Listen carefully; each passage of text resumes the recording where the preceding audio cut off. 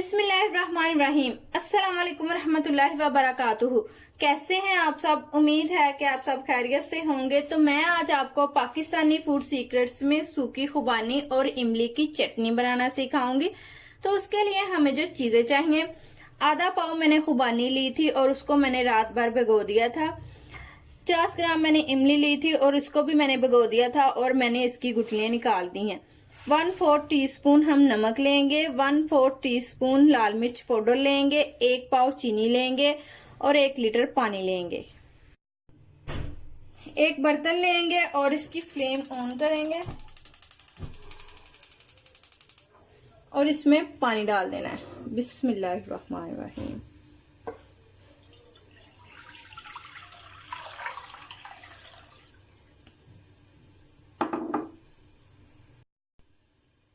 खुबानी डालेंगे इसमें। बिस्मिल्लाहिर्रहमानिर्रहीम।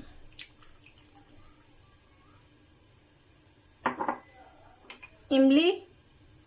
बिस्मिल्लाहिर्रहमानिर्रहीम। और इसको अच्छी तरह पकाना है, इसका पानी खुश्क करना है। इसको अच्छी तरह पकाना है ताकि इसका पानी जो है वो अच्छी तरह खुश्क हो जाए।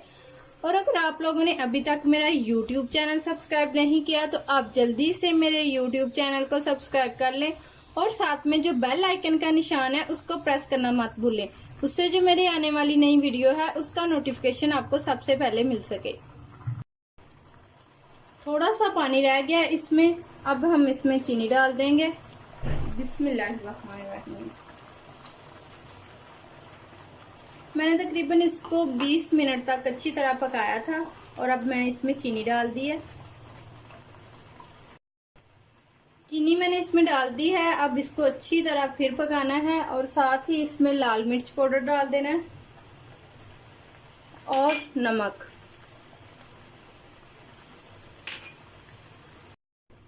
आप इसमें चीनी अपने टेस्ट के हिसाब के मुताबिक डाल सकते हैं। मैंने इसमें 1 पाव डाली है। अगर आपको ज्यादा पसंद है आप ज्यादा डाल सकते हैं, अगर आपको कम पसंद है आप कम डाल सकते हैं।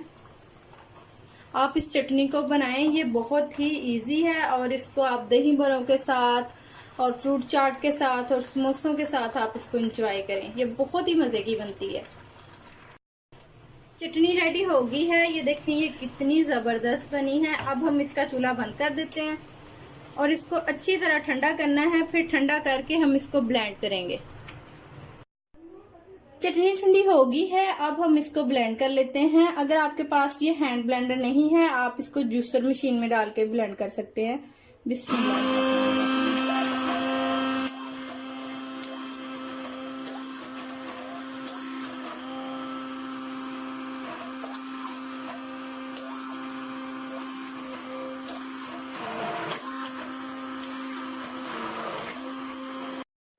चटनी को मैंने ब्लेंड कर लिया है। ये देखें ये कितनी जबरदस्त बन गई है माशाल्लाह। अब हम इसको जार में डालेंगे और 15 दिन तक हम इसको फ्रिज में रख देंगे।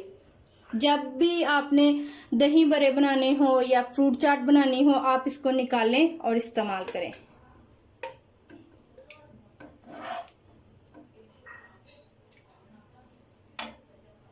चटनी रेडी हो गई है। अगर आप लोगों को मेरी वीडियो अच्छी लगी तो आप इसको अपने दोस्तों के साथ जरूर शेयर कीजिएगा और मुझे कमेंट में जरूर बताइएगा कि आपको मेरी वीडियो कैसी लगी।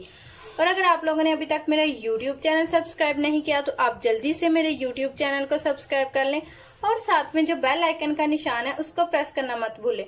उससे जो मेरी आने वाली नई वीडियो है उसका नोटिफिकेशन आपको सबसे पहले मिल सके। मुझे दीजिएगा अगली वीडियो तक इजाजत। अल्लाह हाफिज।